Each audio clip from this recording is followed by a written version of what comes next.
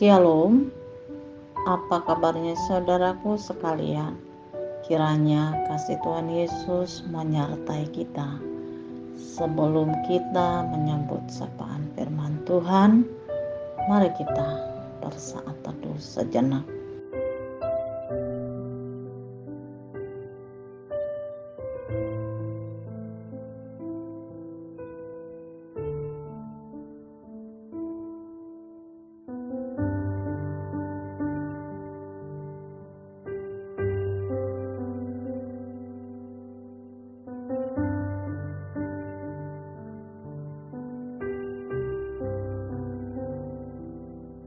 Amin.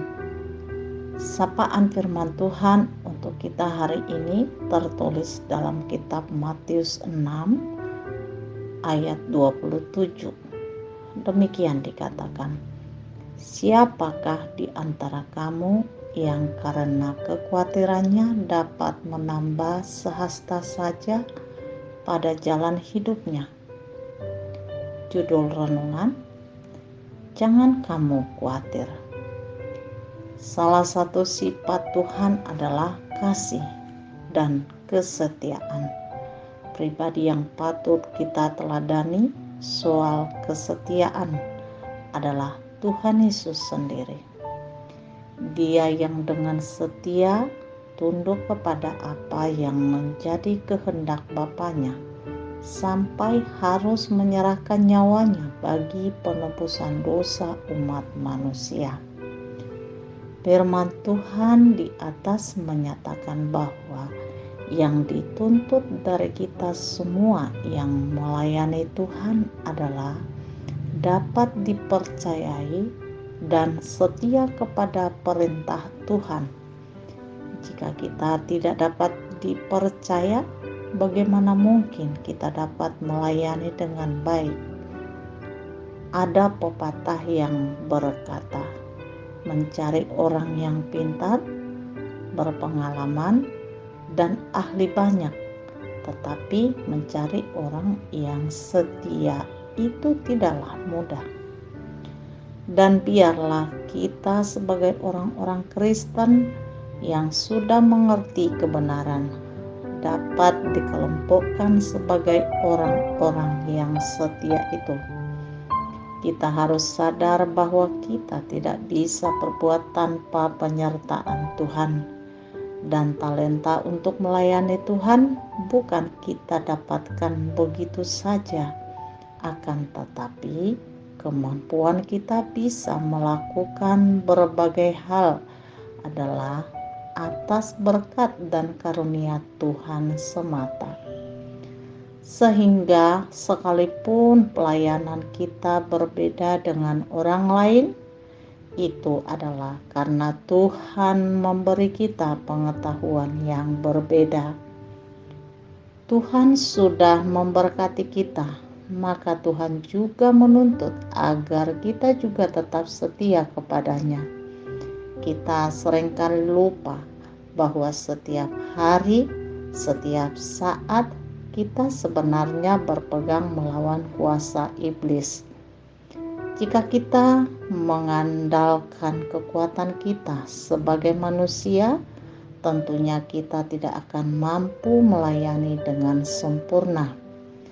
Maka disinilah kita membutuhkan pertolongan dari Tuhan agar kita tetap mampu bertahan dari segala godaan yang menyesatkan kita. Untuk tetap bertahan, maka kita jangan sekali-kali melupakan Tuhan.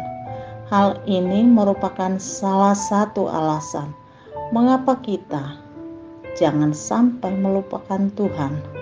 Jika kita sudah diberkati atau ditolong Tuhan, jika kita mau ditolong oleh Tuhan, maka kita harus mengutamakan Tuhan di atas kepentingan kita secara pribadi. Dan hal yang terpenting dalam pelayanan kita adalah mengutamakan kasih. Seorang yang dewasa rohani haruslah hidup dalam kasih. Ia sabar menanggung segala sesuatu, tidak memegahkan diri, tidak sombong, tidak melakukan yang tidak sopan, tidak mencari keuntungan diri sendiri, tidak pemarah, dan tidak menyimpan kesalahan orang.